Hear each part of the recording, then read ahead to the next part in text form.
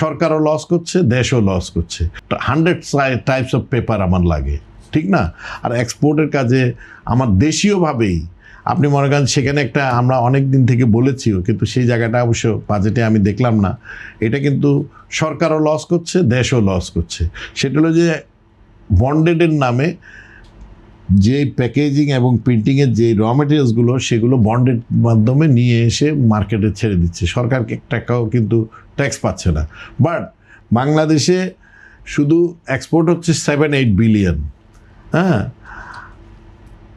Export বলতে deemed export, মানে এক্সপোর্টের এগেনস্টে। তার বাইরে বাংলাদেশের লোকাল মার্কেটে it is more then 20 billion আমার এই প্যাকেজিংয়ে লাগে। হ্যাঁ, তো সেই একই জিনিসই তো, র মেটেরিয়ালস তো সেম। বসুন্ধরা ডায়াপেন্ট এখন আরও উন্নত। এই হট এয়ার থ্রো টপশিট দ্রুত শোষণ করে সোনামণিকে দেয় কোমল অনুভূতি। তো সেই জিনিসটা আমি তাহলে পাচ্ছি কোত্থেকে? তার মানে কি বন্ডেডের মাধ্যমে চলে আসতেছে। আপনি ওই পরিমাণ তো কমার্শিয়ালি ইম্পোর্ট হচ্ছে না। সেখানে আমি দেখলাম ট্যাক্স বাড়িয়েও দেওয়া হয়েছে এবং সেখানে সাপ্লিমেন্টারি ট্যাক্স, মানে আগের মতোই। আমরা বলেছিলাম যে অবশ্যই আপনি ট্যাক্স রাখেন কমার্শিয়ালি যারা আনবে।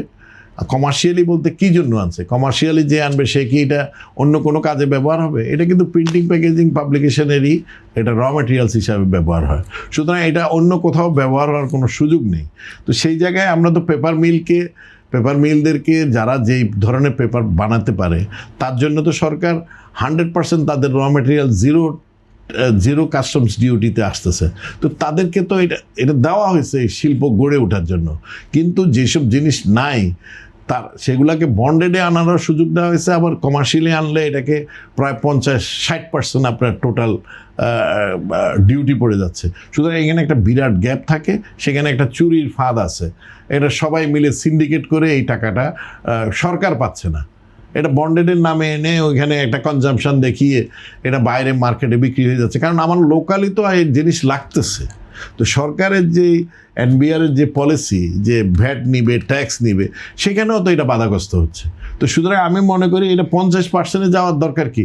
আপনি ট্যাক্স করে দেন 10%, ভ্যাট করে দেন যা আছে তাই 15%। তাইলে সব মিলে এটা যদি দেন, এখানে বিরাট যখন একটা শুল্কবিহীন এবং শুল্ক সহ যদি একটা বিরাট গ্যাপ না থাকে, তাইলে তো যারা এই সিন্ডিকেট করে এই টাকাগুলো লোপাট করছে তো তারা আর ইন্টারেস্ট ফিল করবে না।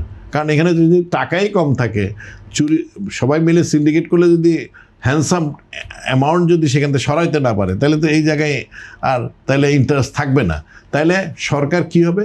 কমার্শিয়ালি যেটা দরকার কমার্শিয়ালি ইম্পোর্ট হয়ে চলে আসলো সরকার ট্যাক্স পাবে। 25% পাক না গভর্নমেন্ট। এখন তো গভর্নমেন্ট 60% দিয়ে রাখছে। অ্যাকচুয়ালি লাগতেছে 20 বিলিয়নের আপনার এখানে আমার লোকাল মার্কেট আছে। সেটার জন্য তো নিশ্চয়ই মানে অনেক বড় একটা যেই জায়গায় আমার ইম্পোর্ট লাগতেছে, সেই ইম্পোর্টের যে ট্যাক্সটা দরকার সেটা তো গভর্নমেন্ট আহরণ করতে পারছে না।